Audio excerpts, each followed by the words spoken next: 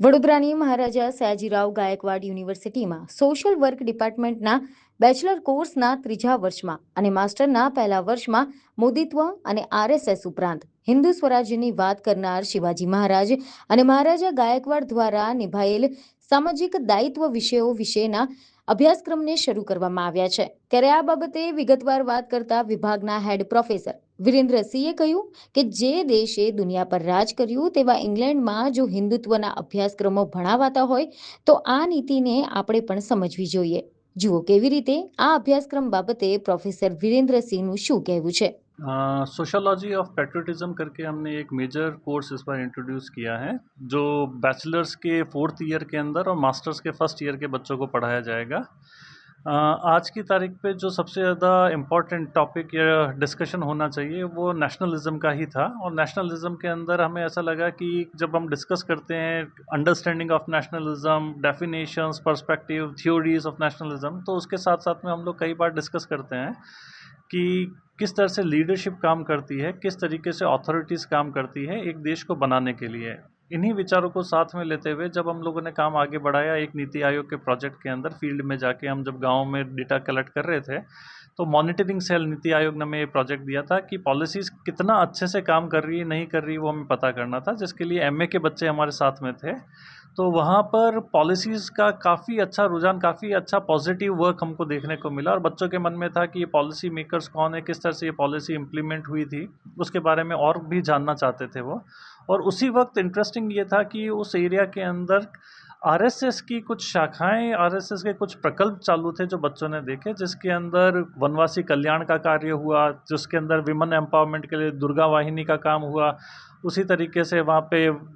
वनवासियों के लिए भी काम चल रहा था, समरसता का काम चल रहा था, जातियों को और जाति विवाद जो हैं या जातियों में जो डिफरेंसेस है उनको हटाने के लिए। तो इस सारी बातों को जब देखा तो ऐसा लगा कि वर्ल्ड लेवल पे जिस ऑर्गेनाइजेशन के बारे में बात की जाती है, और जब उसके बारे में और जानने की कोशिश की तो पता चला कि उसकी आइडेंटिटी में ऐसा कोई रजिस्टर्ड या फिर वो कोई एनजीओ नहीं है, वो कोई सरकारी या संस्था नहीं है, वो एक सामाजिक संस्था है जो समाज कल्याण के लिए काम कर रही है। और क्योंकि हम समाजशास्त्र विभाग से हैं तो उसके बारे में जानना बहुत ज़्यादा आवश्यक हो जाता है, तो हम लोगों ने उसमें और जानने की कोशिश करने के लिए ये सिलेबस इंट्रोड्यूस किया। साथ में मोदी तत्व करके हमने एक बात इसलिए किया, इसके अंदर जो एक एलिमेंट रखा था उसका रीज़न ये है कि हम आज सरदार पटेल के बारे में बात करते हैं, हम आज बाबा साहब अम्बेडकर के बारे में बात करते हैं, लेकिन आज की तारीख पे वही कार्य उसी तरीके के विचार के साथ में हमारे ऑनरेबल प्राइम मिनिस्टर नरेंद्र भाई मोदी जब कर रहे हैं, तो क्यों ना प्रेजेंट के अंदर उनसे हम लोग और ज़्यादा मार्गदर्शन ले पाएँ, उन्हें और अच्छे से समझ पाएँ, और किस तरह से लीडरशिप, जिसमें कैरिज्मेटिक लीडरशिप जिसे बोलते हैं, कि आज की तारीख में आप पॉलिटिक्स के अंदर या फिर राजनीति के अंदर या देश में समाज से रिलेटेड कार्यों में उन्हें अवॉइड नहीं कर सकते हैं। हो सकता है कोई नापसंद करे, कोई पसंद करे, बट आप उनको अवॉइड नहीं कर सकते, उनकी प्रेजेंस एज ए एलिमेंट है। और इसलिए वो ज़रूरी हो जाता है कि हम उनके बारे में और भी जानें कि किस तरह से वो लीडरशिप और अथॉरिटी को अपनी चलाते हैं, किस तरह से देश के अंदर उनके लिए एक सकारात्मक विचार बन रहा है, किस तरीके से उन्होंने देश को जोड़ा है। तो ये बच्चों की भी बड़ी इच्छा थी कि और भी ज़्यादा इस बारे में हम जानें, तो हम लोगों ने इस कोर्स के अंदर मोदी तत्व, आरएसएस दोनों इंट्रोड्यूस किया। और जब इंट्रोड्यूस करना था तो जिस वक्त हम रीड कर रहे थे इसके बारे में फीडबैक, क्योंकि कोर्स बनाते हैं तो काफ़ी जगह से फीडबैक लेते हैं, तो रीड करते हुए पता चला कि इस तरह के पेपर कई पब्लिश हुए हैं राउटलेज के अंदर, जो इंटरनेशनल पब्लिशर है। इस तरह के कोर्सेज़ के बारे में हिंदू स्टडी सेंटर्स की बात करें हम, तो इस तरह के कोर्सेज़ लंदन में और पढ़ाए जाते हैं, और वहाँ पे इसके बारे में चर्चा की जा सकती है, तो हम क्यों नहीं चर्चा करते हैं। तो ये विचार हमें आया कि इसको सामाजिक रूप से अगर देखा जाए, सब्जेक्ट वाइज एकेडमिकली हमें पढ़ना चाहिए, क्योंकि दूसरा देश जब पढ़ सकता है, ऐसे देश जिन्होंने कई दूसरे देशों के ऊपर लंबे समय तक राज किया था, अगर वो पढ़ रहे हैं तो इसका मतलब उन्हें इसमें कोई इंटरेस्ट है, उन्हें लगता है कि ये कुछ उनके लिए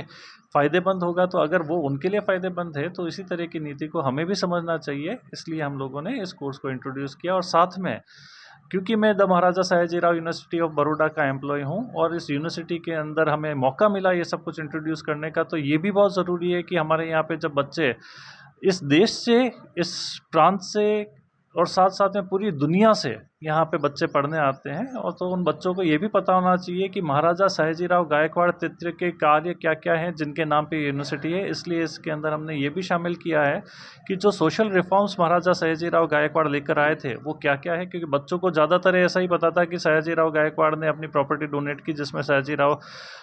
यूनिवर्सिटी ओपन हुई है, लेकिन शायद तक ये यूनिवर्सिटी तो उनके कामों में से 1% काम होगा। ऐसे कई बड़े काम और 99% लोगों को नहीं पता है। जैसे कि 6 बार उन्होंने फाइनेंस किया था और स्कॉलरशिप दी थी बाबा साहब अम्बेडकर को, जिसकी वजह जिन्होंने बाद में कॉन्स्टिट्यूशन लिखा भारत को, तो भारत को जोड़ने और भारत को आगे बढ़ाने का जो अम्बेडकर साहब ने काम किया होगा वही काम शायद पूरी तरीके से हम माने तो साथ साथ में सयाजीराव गायकवाड़ को भी उनका क्रेडिट मिलना चाहिए, इसलिए हमने उनको भी इसमें शामिल किया है। हमने साथ में शिवाजी महाराज को भी शामिल किया, क्योंकि पहली बार किसी ने हिंद स्वराज की बात की थी,